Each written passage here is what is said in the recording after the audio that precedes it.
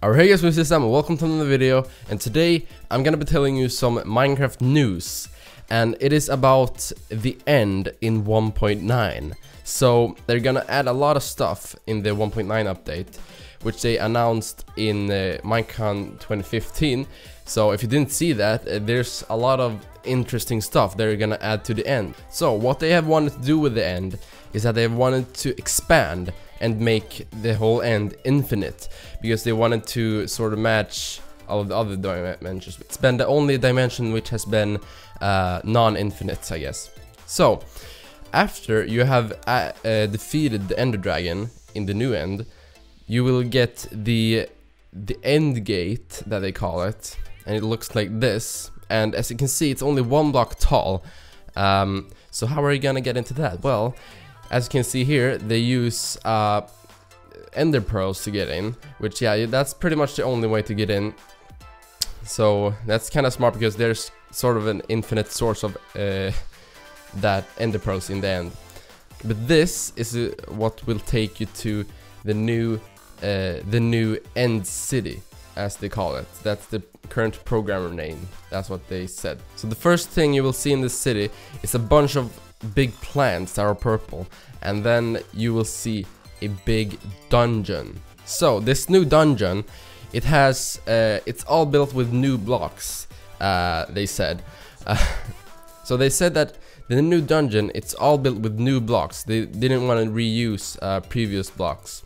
So that's always interesting to have new building blocks. So when he goes up to the dungeon, he sees something that sticks out of the wall and it comes out, and then there's like a little ball thing, a little creature that leaves like a white path when it goes, and then he one-shots it with an iron sword. So these plants, as you can see, when he breaks them, everything falls apart. And these plants are called coarse plants, and when you break them from the bottom, everything collapses and it gives you coarse fruit. So this is food, as you can imagine, and you can actually replant these. And how you replant them is that you get a flower that's on top of the tree, and you will not get that flower if you don't like you have to build your way up, and you have to pick it up before you actually break the whole plant. As you can see right there. So I don't know if you will be able to plant these in the overworld, or in the normal world, or if you can only plant them in the end. I think you'll be able to plant them in the overworld. I mean, I think netherwarts you can plant them in the overworld, so you should be able to plant these in the overworld. But yeah, so that flower is used to replant, and I'm guessing that you will need endstone to replant them. So what are these blocks that move? They are called shell lurkers, or the actual name shulkers. So these blocks are in the dungeon, and they will send out these creatures, as you saw, and when they hit you, they will give you a levitate effect, which is new in this update, the levitating effect. So you will just start levitating, and they will try to kill you. And you will also take damage. Another thing they said about this is that they will be able to be used with they will be able to use in teams. So if you're doing like PvP maps, I guess, you can use them, you can like assign them to a team, so that way they will work for that team and they will not damage the team it's with. I think that's what it could be used for. So basically what he is explaining it as is, it's basically a block mod, and this is what it looks like when he is in that dungeon.